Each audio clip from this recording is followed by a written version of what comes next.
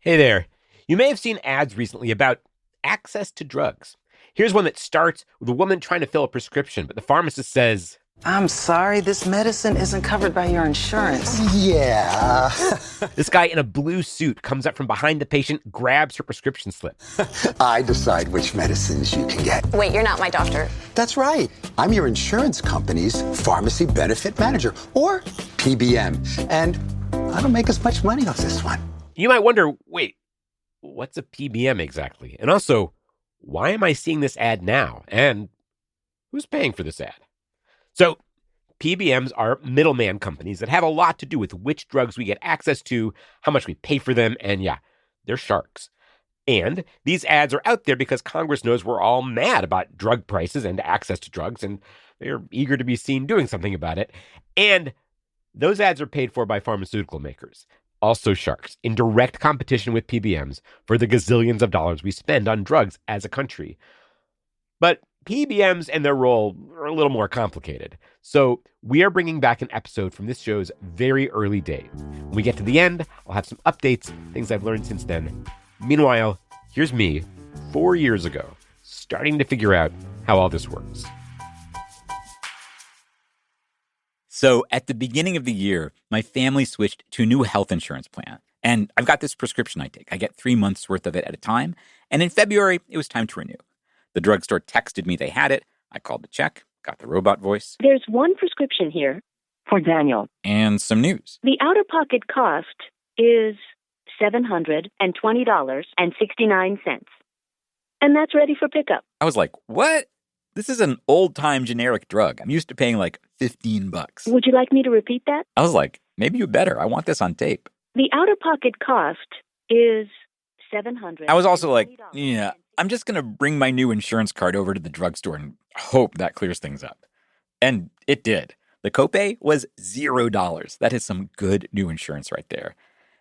And as I walked out of the drugstore, I was like, what was that all about? I pulled up a site called GoodRx on my phone. A doctor friend of mine sometimes recommends it to people whose prescriptions cost a lot. And what I found there was weird.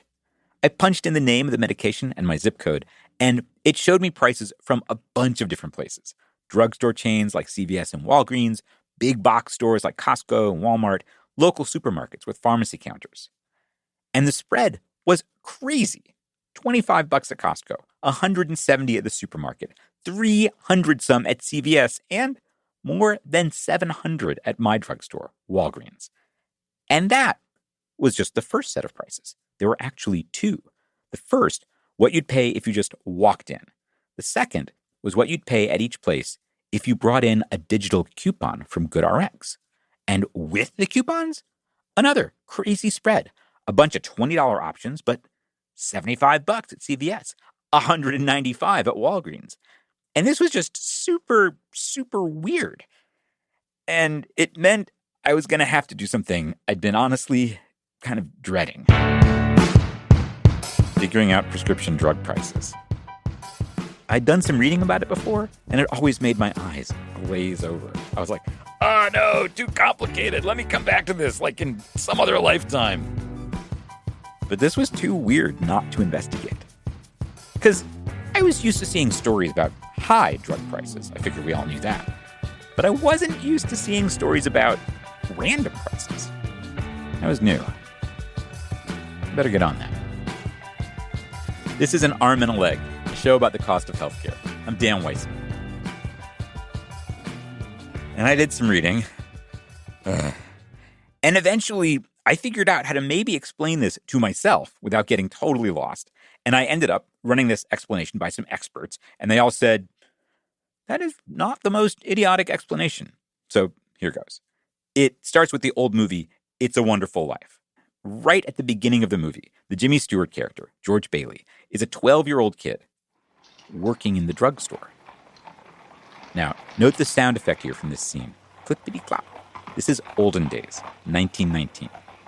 And in the scene, the kid keeps the pharmacist, Mr. Gower, from sending out literal poison pills. Mr. Gower, you don't know what you're doing. You put something bad in those capsules. It wasn't your fault, Mr. Gower. Just look and see what you did. Look at the bottle you took the powder from. It's poison, I tell you, it's poison. Now, late in the movie, there's a scene with another character, a really grouchy bartender. Hey, look, mister. We serve hard drinks in here for men who want to get drunk fast, and we don't need any characters around to give the joint atmosphere. Is that clear? Or do I have to slip you my lip for a convincer? And here's the thing. At the time of these scenes, the druggist and the bartender were basically in the same kind of business. I'm talking about the structure of the business. You go to the bar, order a martini, the guy grabs the gin, the vermouth, some olives, mixes it up, and tells you a price that reflects his negotiations with all his suppliers and his sense of local market conditions, what he thinks you'll be willing to pay for a martini. And he is balancing all those things. And it's like a straight line. You negotiate with the barkeep, he deals with everybody else. In 1919, Mr. Gower is in exactly the same kind of business, except instead of gin and vermouth, he's got big jars full of powders. And one of those jars is marked poison. I'm not sure what that's about, but okay. Mr. Gower measures out doses and sells them to his customers at a price he sets. Same exact deal. Simple. Since then, a couple things have happened.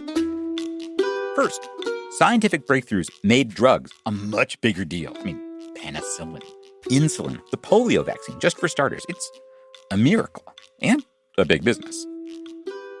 The other thing is health insurance became a thing, including prescription drugs. So now you've got this intermediary standing between you and the provider, hashing out prices, telling you what your share is going to be. And those two things created an opportunity for a new kind of business, pharmacy benefit managers. Jeffrey Joyce is an economist at the University of Southern California. He studies the drug supply chain. He says originally these companies did one narrow technical thing. They created systems that told the drugstore what each customer's specific insurance plan meant that customer was supposed to pay for their specific prescription.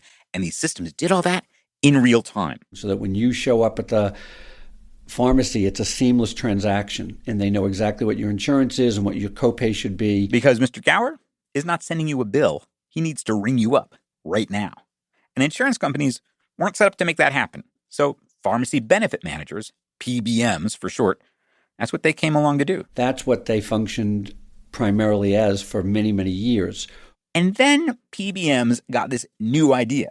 They said to their customers, the insurance companies, hey, we could save you some money. How about we start negotiating with manufacturers to get you lower prices? And here's how that works. There's lots of kinds of drugs where different companies make their own version. Like for high cholesterol, there's drugs called statins, and they've got brand names like Lipitor, Mevacor, Crestor. They all basically do the same thing.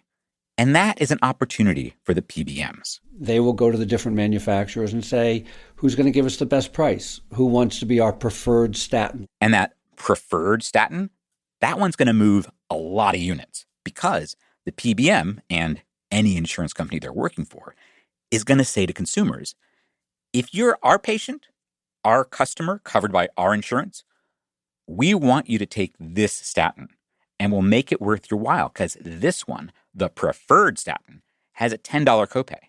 And all the others, $50, maybe $75. Maybe we don't cover them at all. And suddenly manufacturers are coming to the table. And manufacturers offer discounts or rebates. So, hey, I'll give you 40 or 50% off if you make mine the preferred statin with a $10 copay, and all my competitors are either aren't covered on your plan or have a $50 copay. And here's an important distinction. The manufacturers are not lowering their sticker prices here for whoever wants to buy. They are giving this rebate to this PBM. In other words, the PBM isn't shopping. They're not comparing the prices on offer in the open market. They're negotiating. They're cutting individual deals behind closed doors. But whatever, okay. At first, to an economist like Jeffrey Joyce, this whole setup sounds like great news. I bought into their argument that they actually lowered prices by negotiating competitively and with manufacturers. Now, sellers can't just charge whatever they want. They've got to compete to give the best deal to buyers. Everybody wins. It's like Economics 101. In theory, you would want this type of entity. You want them to go around and say, who's going to give me the best price? But it hasn't worked out that way, which is why Jeffrey Joyce published an essay last year called An Economist's Change of Heart. So instead of sort of serving a role of constraining drug prices, I think they play a role in increasing drug prices. Yeah, wait. how do we go from they're holding prices down to they're jacking prices up? That's right after this break. This episode of An Arm and a Leg is produced in partnership with KFF Health News. That's a nonprofit newsroom covering healthcare in America. Their work is terrific. I'm so pleased to work with them. We'll have a little more information about KFF Health News at the end of this episode. So, how do pharmacy benefit managers go from holding prices down to jacking prices up? This is where Mr. Gower and Nick the bartender come in. Once upon a time, before penicillin, before insurance, before pharmacy benefit managers, the relationships were simple. Me, Mr. Gower, his suppliers, straight line. Now, those relationships are a tangled knot. I found this super complicated flowchart made by Jeffrey Joyce's colleagues from the University of Southern California. It is from a paper called Follow the Money, except the money's impossible to follow. There's insurance companies, manufacturers, pharmacies, money going back and forth all over the place. And in this knot, the pharmacy benefit manager is in the middle of everything. Every loop, all the deals, and all the money, it all goes through them. You're right, and they're the hub. You're absolutely right, and I think that's at the crook of it. They have an inherent conflict of interest. That is, everybody's got to negotiate with them. The drug makers, the pharmacies, and the insurance company, and nobody knows the deal anybody else is getting. So yeah, in theory, you'd want an entity like the PBMs negotiating on your behalf, but that's not what they're doing. They're negotiating on their own behalf. And they got sued in several states for saying, hey, you should be acting in the best interest of your clients. And they've won in court and saying, no, we have no obligation to do what's best for our clients. We do what's best for us. Whoa, okay. So how does that work? And how does it lead to higher prices? Well, it helps these companies have gotten huge. There used to be a bunch of PBMs, but they've gone around buying each other up. Now, 3 PBM companies represent like 4/5 of all consumers. The single biggest one covers like 80 million people. So they make a list of drugs for those 80 million people. Which drugs cost $10, which ones cost $50, and which ones aren't covered at all. That list has a name. It's called the formulary. And controlling a formulary with 80 million customers gives the PBM a whole new kind of leverage. Just let me put it in this way. Imagine you are a manufacturer and you produce a good drug. And Express Scripts says, we represent 80 million Americans and their drug benefits. If you're off our formulary as a manufacturer, you lose access to 80 million consumers. That's an enormous hit. You'll do anything to stay on that formulary. You'll do anything the PBM wants. And what the PBM wants is a big discount. And the devious, tricky, wild part that Jeffrey Joyce taught me. The easiest way to give a big discount is jack up the sticker price, which sounds like it would never work. Like, I know, we'll double the price, then we can charge them the same, but we'll tell them they're getting a 50% discount. I mean, are PBMs supposed to be stupid? But PBMs aren't stupid. Remember, they're not shopping on the open market. They're negotiating in secret. And they're not just negotiating for discounts. They're getting rebates. Not money off, money back. A payout. It's more money that potentially they can retain, right? So the bigger the rebate, that's money they have control over. It's literally, it's cash in their pocket. It's cash. And Joyce says those negotiations get totally explicit. Raising prices is part of the deal. And so I've had several CEOs of drug companies tell me PBMs put a gun to their head, raise your prices, i.e. raise your rebate, or you're off our formulary. And of course, doing business in a back room someplace is what makes all this possible. Everything is proprietary. No one can see what kind of discounts or rebates they're getting, and no one really knows how much is being retained and how much is being passed on. And anytime you have that lack of information and lack of clarity, it's a ripe environment for abuse and excess profit. There's just one other thing, and I'm kind of reluctant to tell you this because I have this rule about the show where it's supposed to be more entertaining and empowering and maybe useful than it is enraging and terrifying and depressing. But I cannot hold back this part, so here it is. That knot, that tangle of deals with money going back and forth and the PBMs in the middle of everything, that knot is getting tighter. Because the players are merging with each other. Those three big PBMs, one of them is CVS, the drugstore chain, which is also merging with an insurance company, Aetna. And the other two, one belongs to an insurance company, and the other is getting bought by one. They always argue there are economies of scale and synergies, etc. Historically, we've seen the consumers lose when you see greater and greater concentration within an industry. Great. You know what's funny? None of this quite answers the question I started with.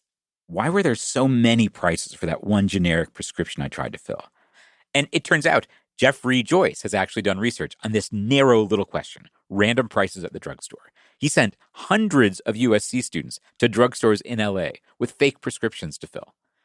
His findings: my experience was not a one-off, not an accident. And it's basically the drugstore or whatever saying, hey, here's a consumer that may or may not know the price, and we can charge them what we think we can get away with. So Mr. Gower is still with us, and he's also trying to make a buck however he can. You or your child is sick and you need an antibiotic.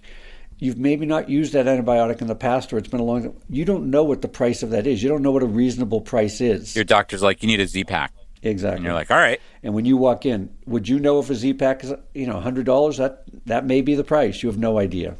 So basically, we got to watch our backs with everyone, which is turning into kind of a theme on this show. And sometimes, I guess, an outfit like GoodRx can help us know if Mr. Gower is trying to put one over on us. And it offers discounts with those coupons it has. So I asked Jeffrey Joyce and the other experts I talked with, how do I need to watch my back with GoodRx? I mean, there's a catch, right? They said, no, not exactly. Except that it's, just a Band-Aid. It's not changing anything about the big picture with the PBMs and all the other players. In fact, when GoodRx shows us a coupon for a discount, it's because they've made a deal with a pharmacy benefit manager behind the scenes to get it.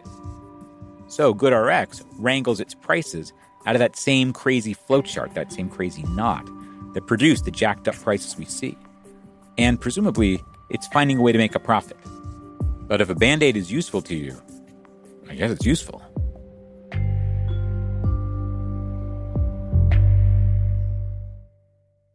And that's where we left things 4 years ago. I want to recap my big takeaway from that adventure.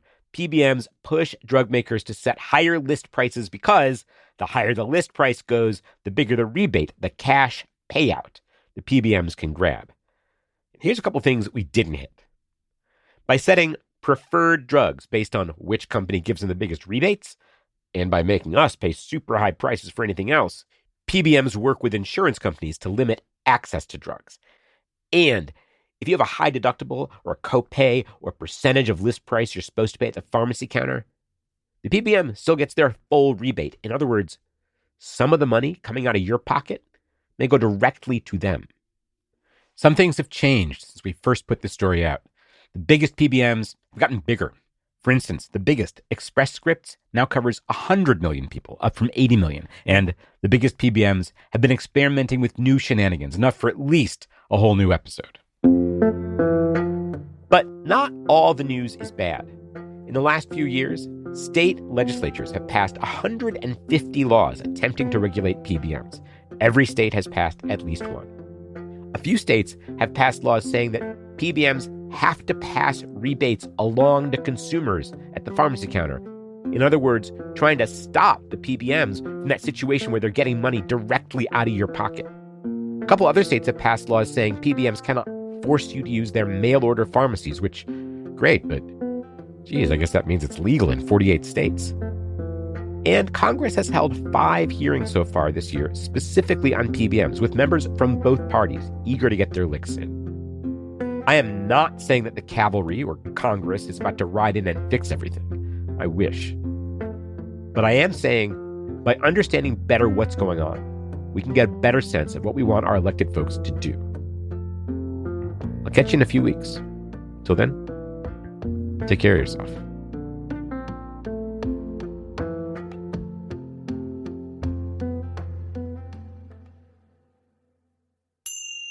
This episode of An Arm and a Leg was produced by me, Dan Weissman, with help from Emily Pizzacreta and Bella Chakowski. Whitney Henry Lester edited this story in 2019, and Ellen Weiss edited this updated version. Daisy Rosario is our consulting managing producer. Adam Raimonda is our audio wizard. Our music is by Dave Weiner and Blue Dot Sessions. Gabrielle Healy is our managing editor for audience. She edits the First Aid Kit newsletter. Bea Bosco is our consulting director of operations. Sarah Balama is our operations manager. An Arm and a Leg is produced in partnership with KFF Health News. That's a national newsroom producing in-depth journalism about healthcare in America and a core program at KFF, an independent source of health policy research, polling, and journalism. Zach Dyer is senior audio producer at KFF Health News. He's editorial liaison to this show. Thanks to Public Narrative. That's a Chicago-based group that helps journalists and nonprofits tell better stories for serving as our fiscal sponsor, allowing us to accept tax-exempt donations. You can learn more about Public Narrative at www.publicnarrative.org.